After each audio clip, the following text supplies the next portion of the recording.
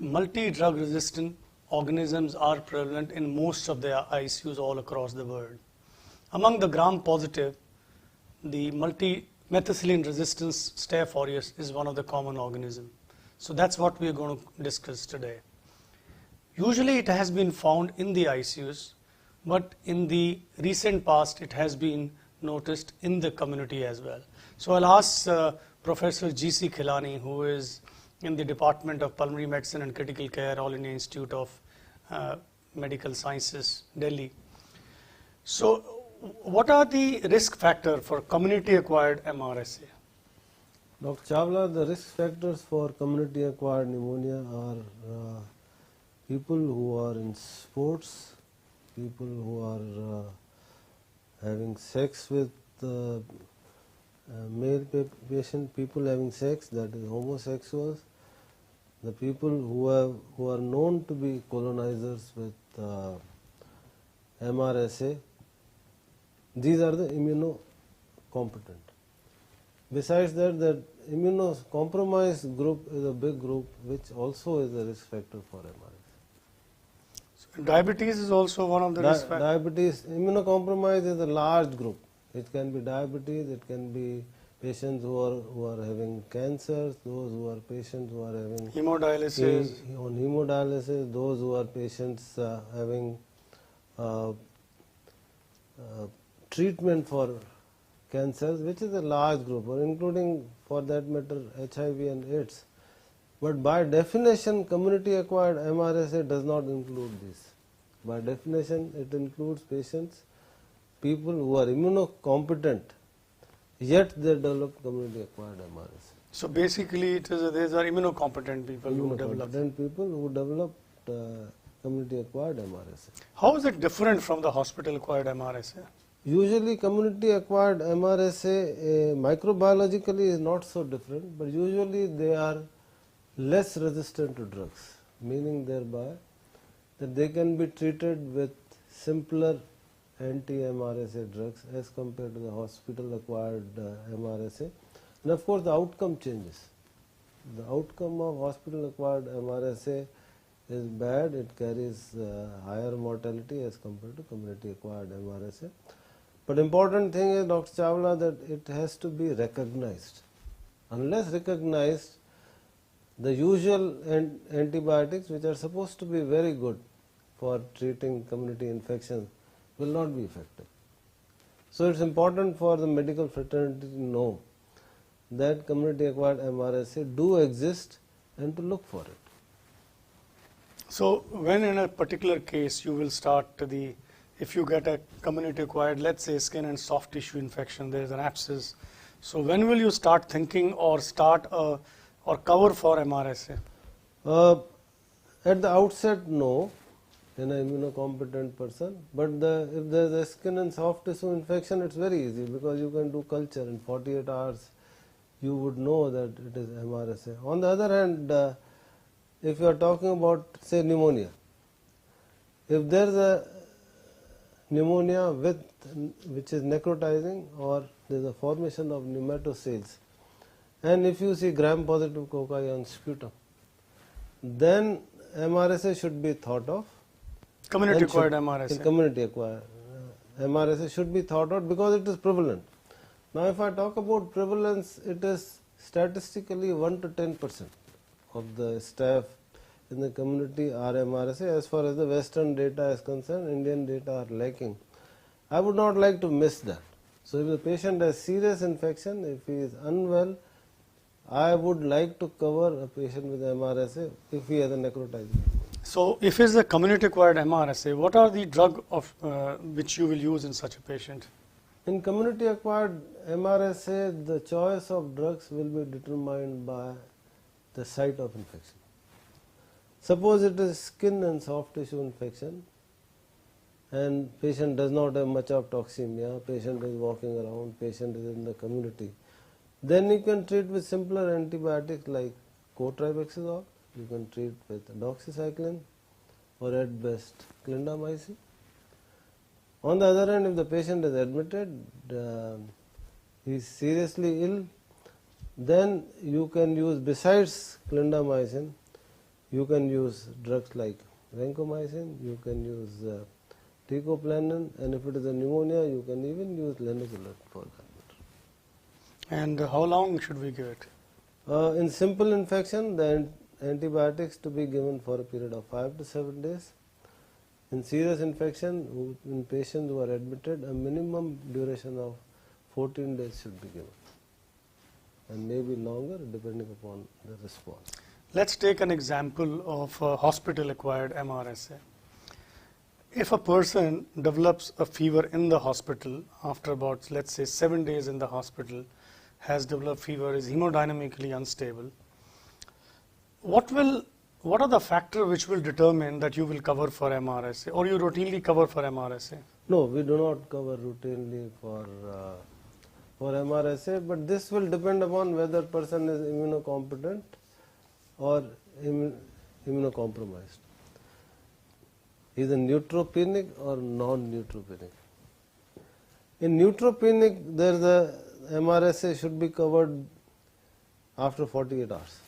If it doesn't respond to broad spectrum antibiotic, this is in the absence of culture positivity. In a non-neutropenic immunocompetent patient, MRSA coverage is usually not given unless there is an indication for that.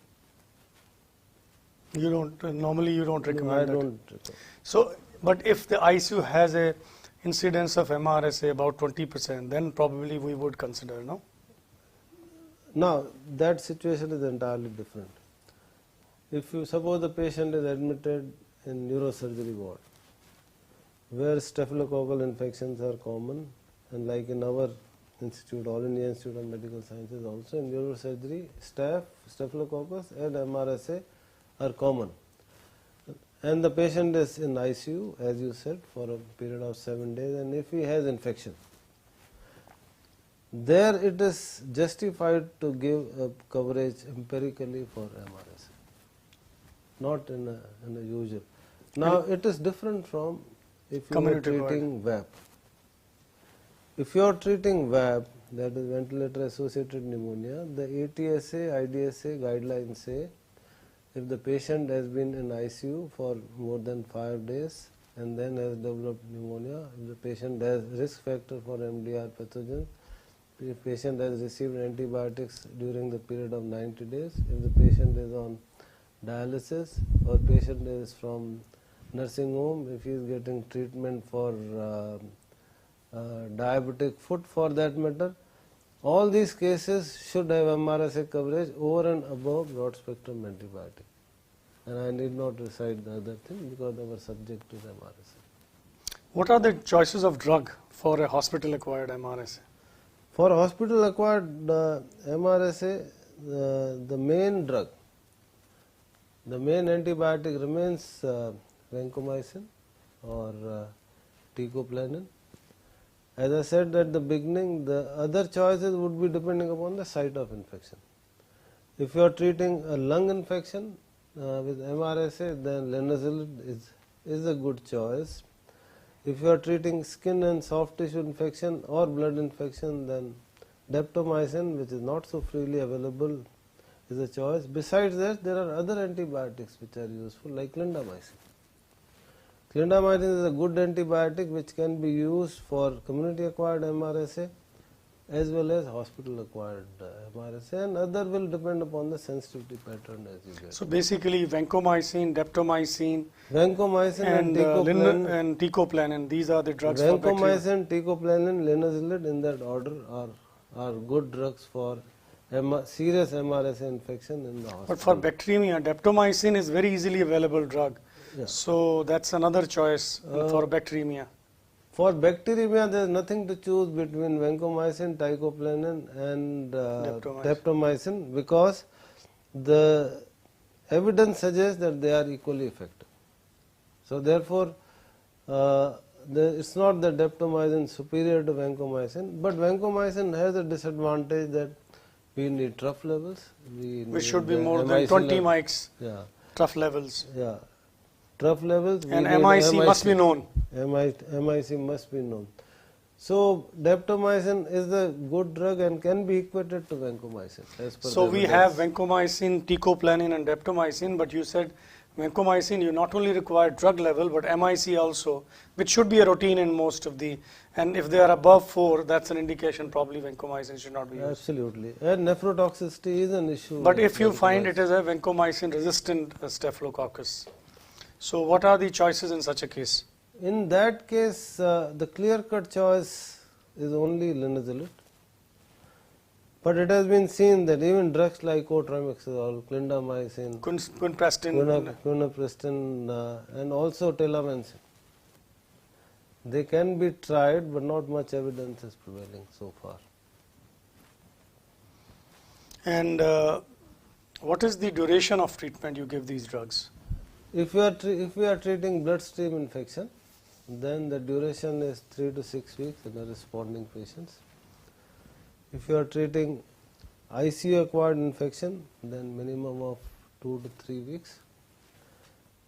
In a responding patients, in a trivial to moderate infection, 7 days treatment is good enough. Mostly 6 to 7 days, and in severe about 2 weeks. For 2 to 3 weeks. But if it's a bacterial endocarditis, let's say, Then it is 6 weeks. and what are your choices for vancomycin? Do you give a simple drug, single drug, or in combination with another coverage? For MRSA coverage, there is no need to give, if you are talking about endocarditis. Yes. Endocarditis never treated with a single drug. We always combine it with gentamicin or other drug. But as far as the evidence goes, there's no evidence to suggest that it works better than vancomycin alone. But we always use 2 drugs. Which is the other drug you use? We use gentamicin. Okay. We use gentamicin. And the duration is about 6 weeks. you said. Duration is 6 weeks. And of course, the source control is important. In endocarditis, you have to look for if there is a valve endocarditis or if the large vegetation more than 10 millimeters, you have to take care of that. Otherwise, the response is going to be extremely poor. If the valve is infected, very often you have to remove it. So MRSA is one of the common multi-drug resistant organism. It could be community acquired. In certain community, the prevalence is reasonably high. You have to think of community acquired MRSA in a situation where staph is a suspected organisms, and you should cover it with the appropriate antibiotics, which could be simpler antibiotics like clindamycin, trimethoprim sulfamethoxazole. These are the drugs which are very effective against these organisms. The hospital-acquired MRSA is another, in certain ICU it is quite prevalent. If it is more than 20% in your ICU, probably you should give an empirical coverage before you get the culture results. The choices could be vancomycin, teicoplanin, linezolid for most of the infections. But if you use vancomycin, it is now suggested that you should have a drug level, and if it is your trough level should be at least 20 mics to really give vancomycin to your patient. And you have to be careful in a patient who's got a renal failure. And MIC of course should be low, less than 4 if to give a vancomycin. Linezolid has a better penetration in lung, but teicoplanin or linezolid, any of these could be used in ventilator associated pneumonia. For bacteremia, vancomycin, daptomycin, these are the drugs which have been found to be equally useful in these infections. Daptomycin is not a good drug for pulmonary infections. And they should be given for adequate duration. Mostly you should give up at least a week. And if it is a hospital-acquired severe infection, you should give for 2 weeks. And of course, repeated blood culture should be negative. In bacterial endocarditis, the duration would be 6 weeks. And of course, source control has to be done along with this. Thank you, Dr. Lani.